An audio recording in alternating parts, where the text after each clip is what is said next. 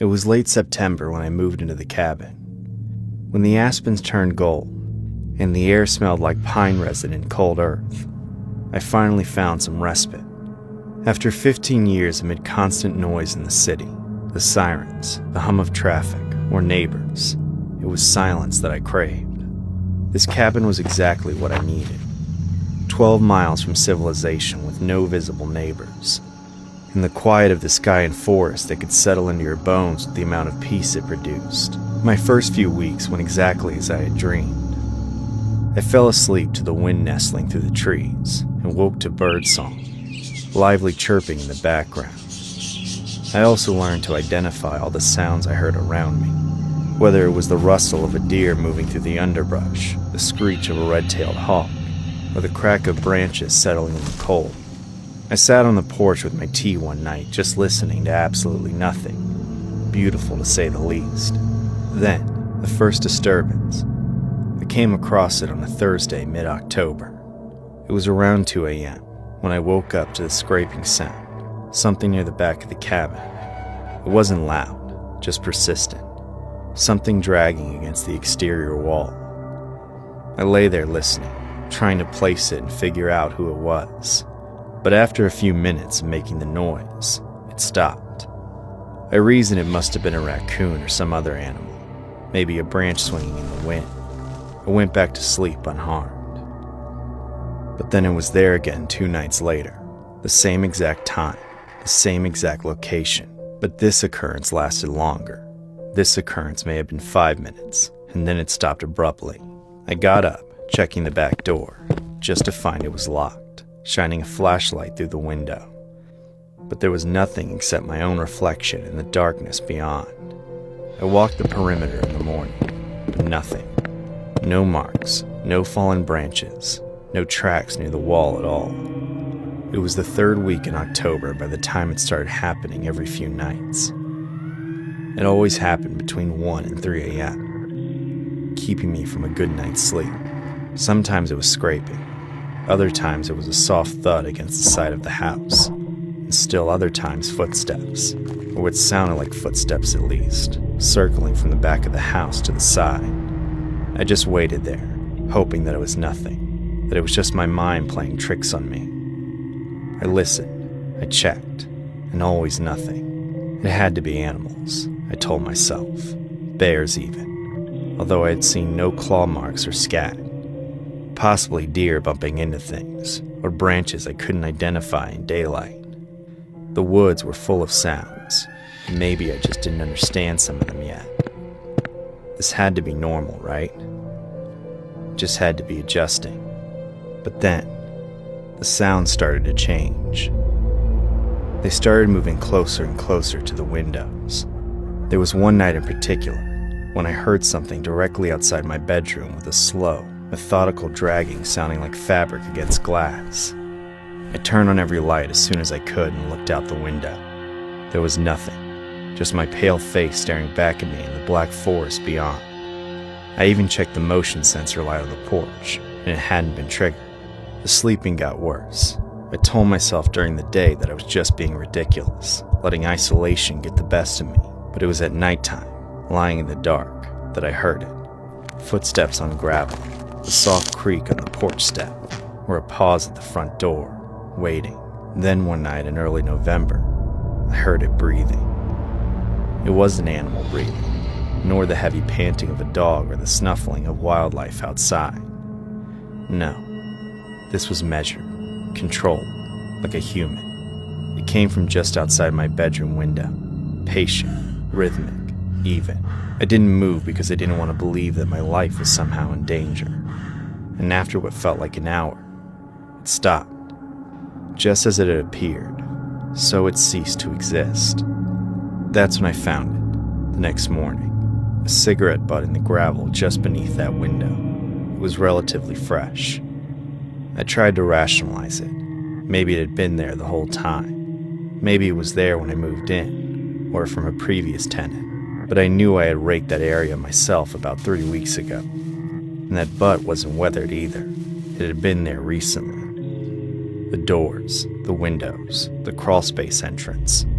Everything was locked and secure, but small things felt out of place. There was the chair on the porch I didn't remember moving, nor the muddy footprints on the back step, which weren't quite my size. The woodpile looked disturbed, with pieces restacked slightly differently from where I left them. Time to call the sheriff's office. The deputy who came out was polite yet skeptical about what I had shared with him over the phone. He decided to walk the property and check the doors, telling me to get better locks and maybe a security camera. "I've got to say, you're pretty isolated out here," he mentioned. "It's probably just someone passing through. Hikers or some homeless folks looking for a warm spot." He almost made it sound reasonable to me, as if it were comforting. Fine. That night I wedged a chair under the front door handle, and then I wedged another one under the back door, keeping the lights on because I couldn't sleep. I stayed up what felt like forever. Then at 2:47 a.m., I heard the front door handle turn. It was slow, deliberate even, testing the weight as the chair held its place. The handle released. Then I heard the footsteps move around inside of the house. They went to the back where the handle turned there too. Slow and just as careful. The chair scraped against the floor, but it held its place. I grabbed my keys and phone and stood in the center of the living room, shaking, knowing I was at the mercy of whatever was out there. The footsteps then moved around to the bedroom window, and I stopped. Everything went silent, and I waited. 5 minutes, then 10. I heard it then. A soft scraping sound that was different than before. It was metal on metal. It was deliberate. It was methodical. It was the crawlspace door. I had checked it before and locked it, but the sound of slow, patient work continued. Someone was trying to get underneath the house. I didn't wait to see if they would succeed. I instantly ran to the front door, shoving the chair aside and getting to my car. The motion light flicked on as I exited the cabin, illuminating nothing but empty yard and trees. I drove with my headlights off until I reached the main road. Then I called 911. The sheriff came out with 3 deputies, searching everything: the house, the crawlspace, the surrounding woods, and found that the crawlspace lock had been jimmied but not broken. They also found more cigarette butts and footprints that weren't mine. They didn't find anyone, however. I stayed in town that night and then the next, and on the 3rd day, I decided to go back with a deputy to collect my things. While I was packing, I noticed something I had missed before. It was a small gap in the back wall of the bedroom closet, barely visible behind my hanging clothes. It looked deliberate, as if someone had pried the boards apart just enough to create a space a person could fit in if they were patient enough, if they didn't mind waiting. The instant I saw that was the moment I left everything behind except for essentials I already recovered. The instant I saw that. That was 3 months ago. I now live in town where there are neighbors, traffic, and light pollution. I get better sleep here for the most part. However, sometimes, when it's quiet, late at night, I wonder how long that cabin had been someone else's before I moved in. How many nights I slept while someone stood in my closet, just waiting, breathing in the dark. I wonder if they're still there, waiting in the cabin for someone else. Around the time I turned 13, my parents gradually began trusting me with independence. One of the first freedoms I was granted was being home alone. They always picked me up and dropped me off from school, and if neither of them were home, they hired a babysitter, so I was never alone before. One night, my parents went on a date without leaving me with a babysitter for the first time ever. I was excited as I felt it was long overdue. My friends talked about being home alone all the time, which made me realize I kind of had helicopter parents. Honestly, the first hour was disappointing. Everything was the exact same, only there was nobody in it but me. Despite the lack of authority figures around, I still didn't feel like I could break any rules without getting in trouble. I thought about doing so earlier, but at the moment of truth, I was too scared. Looking back, I think I was self-enforcing on my parents' expectations. Like I literally couldn't comprehend the ramifications of being alone, but I didn't understand any of that at the time. All I felt was this eerie unease. I was at home, yet somehow in unfamiliar territory. Then, I started to doubt if I was even alone. As I was standing aimlessly in the living room, I saw a blip of movement at the front door, the same crossing of a shadow that comes right before someone enters or knocks, except it was followed by silence. On reflex, I went to my tiptoes, like I had nearly been caught sneaking around past bedtime. I crept up to the door and looked out the side window. I saw the front porch empty, just like the rest of the house, save for the cluster of moths bouncing around the porch light. To get comfortable, I went upstairs to my room. I wanted to close my door, but even though I knew I could, I didn't. I usually wasn't allowed to, and I still wasn't ready to go breaking the rules. Of course, I didn't think it would make a difference, since I was home alone. Feeling nervous and needing to do something with my hands, I sat at my desk and opened my journal. I turned to a blank page, wrote the date at the top, then tried to collect my thoughts about being home alone for the first time. I was too anxious to write for what must have been several minutes. But any concentration I might have had was quickly shattered. Downstairs, I heard the crack of a door opening. I wasn't sure which door it was, though tiny change in air pressure I felt meant it let outside. I rushed to my window to see if my parents had come home early, but the driveway was empty. Still, I waited for them to call me downstairs, to ask me how my time went. I stood in front of my door, still impatient, listening for their voices. Instead, after another minute or two, I heard my mother's bathtub faucet spring open. It was very distant, but that distinct sloshing roar was unmistakable. Mother loved her baths, but she certainly wasn't home. So then who the hell was in her tub? In a moment of panic, I suddenly felt like I would be trapped in my room, so I quietly made my way down the stairs. The sound of the faucet dissipated as I descended, until it was gone as I hit the ground floor. Part of me decided that I needed to be ready to leave the house in case something happened, so I made my way back to the front door. On my way there, I passed by my parents' room. The master bathroom with my mother's fancy tub was in there. Yet unlike I thought, the faucet hadn't been closed. It was just dripping. I was close enough to hear it, obedient enough to know I'd get in trouble if I didn't close it, but fully aware that the punishment for leaving the house would be worse. The decision was paralyzing. Either the known danger of night, or the unknown specter lurking in the darkness of that unlit bathroom. The thought of going in terrified me, but I was too scared to run. Finally, I simply turned around and went back up to my room. I didn't care if I got blamed for letting the faucet drip, or even if my parents caught me with my door closed. I had to save myself the only way I could think. For the first time, I closed and locked my door, then sat up against it. I buried myself in my confusion and fear. I hid, waiting for it to be over. 2 bitterly slow hours later, I heard my parents driving in. I stood up, wiped the dried tears off my face, opened my door, and put on the act. I went downstairs to meet them, planning to act innocent if they asked about the bathtub. But when they asked me a completely different question, I nearly broke down. My mother asked me if her older brother had ever come by to check on me. They asked him to make sure I was okay since it was my first time home alone, though they weren't sure if he would make it. Suddenly, everything clicked.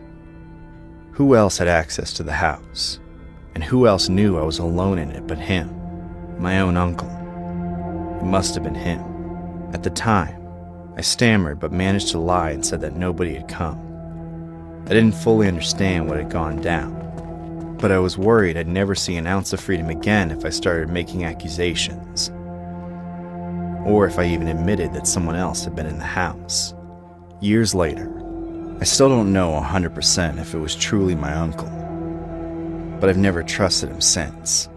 I believe he had a sinister idea on his way to check on me. He tried to lure me into a dark space where I wouldn't be able to see him, so he could get away with something he probably always wanted to do. A few weeks ago, I picked up a house-sitting gig. It paid well, so I figured the owners had a lot of valuables they didn't want to get stolen. But when I was staying in their house, I discovered something that is still giving me nightmares nearly a month later. The rules were few. I could do as I pleased, as long as I kept the place clean and didn't have guests. I didn't have to worry about taking care of the garden, but the only place I wasn't allowed to go to was the shed in the backyard. All told, I was supposed to be there for a week. It took me a couple of nights to get comfortable sleeping there, but by day 3, I was mostly settled in. However, just as I got comfortable, I started to feel unwelcome. I hadn't broken any rules, yet for some reason, I felt like I was being watched somehow. I spent several paranoid hours looking for a hidden camera, but I couldn't find any. That evening, I picked up a random book and sat on the back porch, thinking a bit of reading and some fresh air would help. In all honesty, the backyard was beautiful. The owners clearly took pride in it. Even the shed didn't look like an afterthought.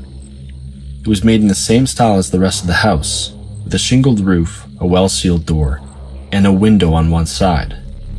Still, it was just a shed, and I barely cared about its existence or what was inside it that I wasn't allowed to see. Not at first, anyway. While I was stuck trying to get through the first few pages of the book I picked up, I noticed a flash in my peripheral vision.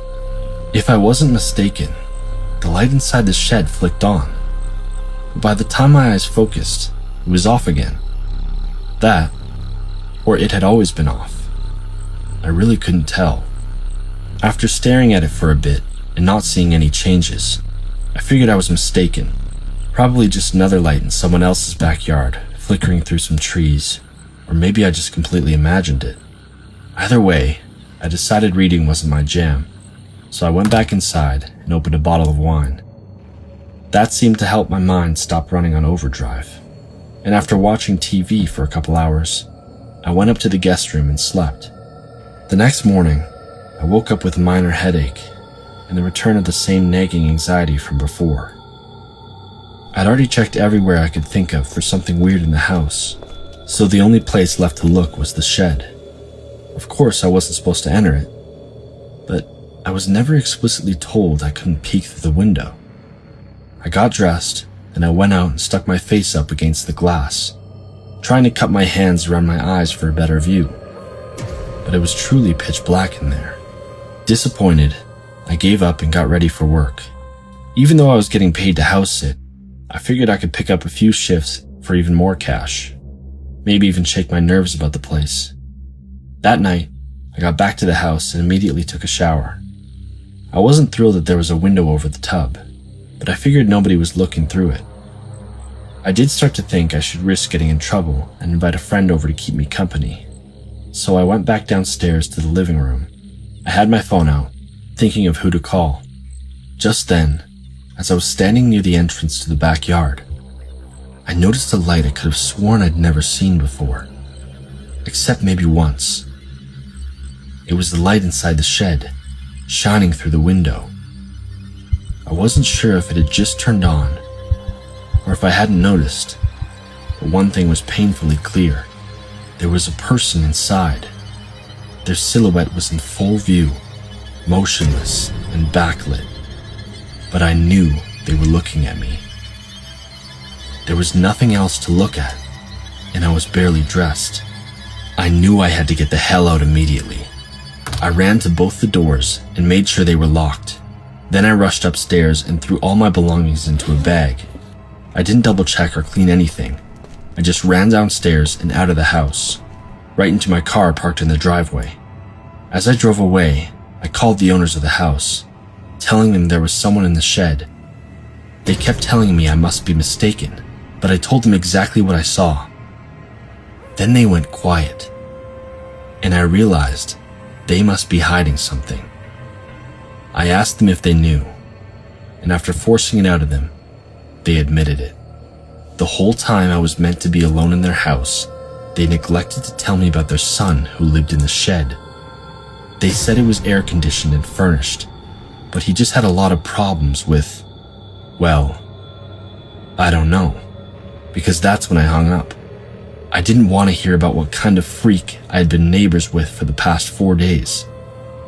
How much he might have seen of me, or worst of all, if he had a way to get inside the house. Now that I'm thinking about it, it feels very intentional.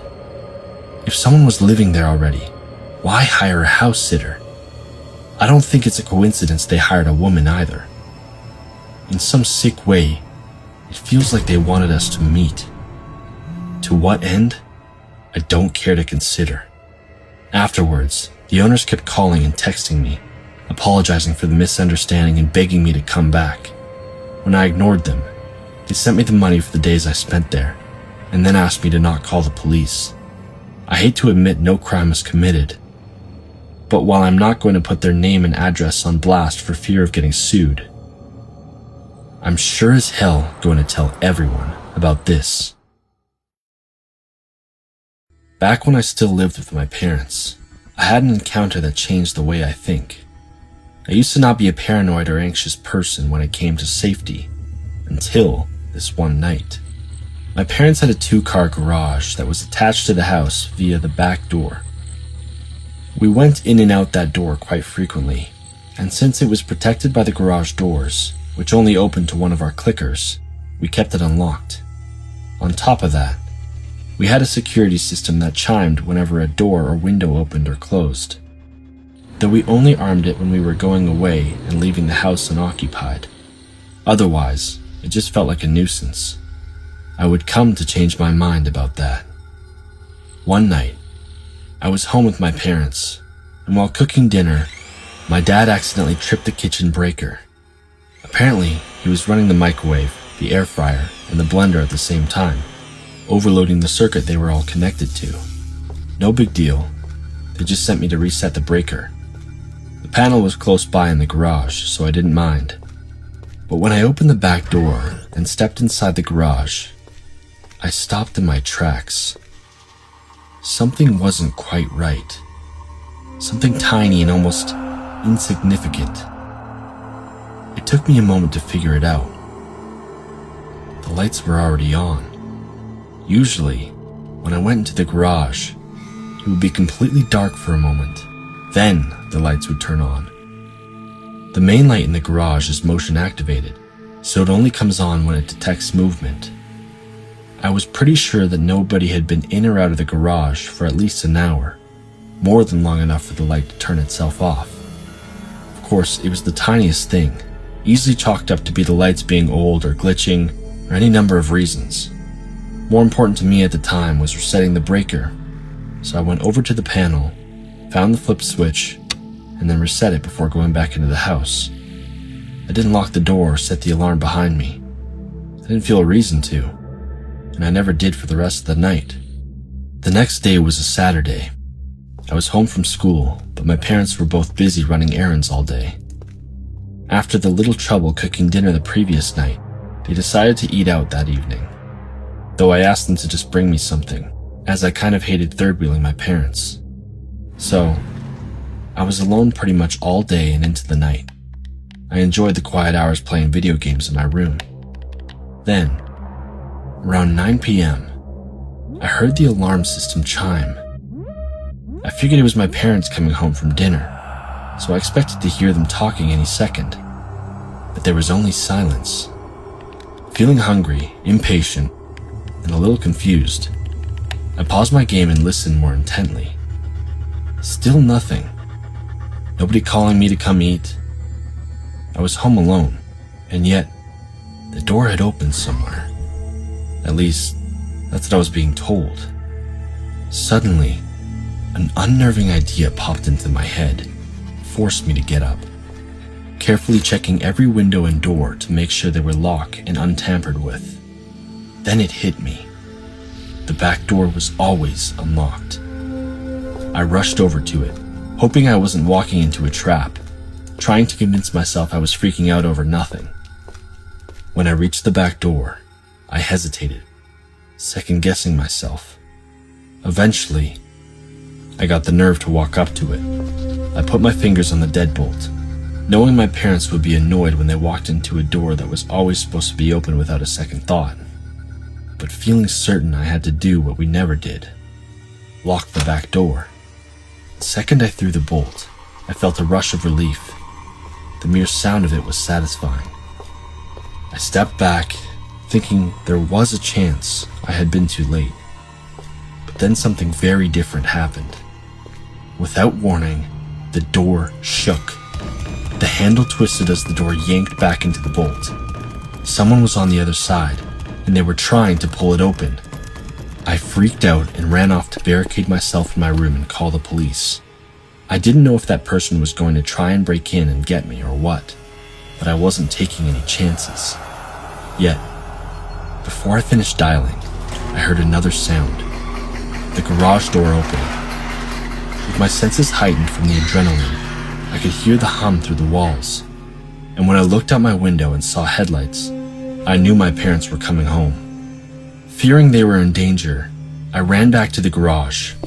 I was afraid they were going to get out of the car and get attacked, but when I barged in, they were walking up to the door like nothing was wrong. I told them what was going on, and they seemed worried for a minute, but after we looked around and closed the garage door, they concluded everything was fine. I asked if they had seen anyone running out when they came in, but they just shrugged. Afterwards, my mind was reeling. I'm still 100% certain to this day that someone was in the garage, but I know nothing else about who they were, what they wanted, or how long they were in there.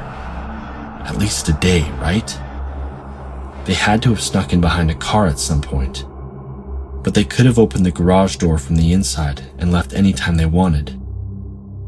I think they weren't aware of the security system when they tried entering the house, and maybe that's why they backed off, then got freaked out when I locked the door, feeling like they'd been caught in a trap.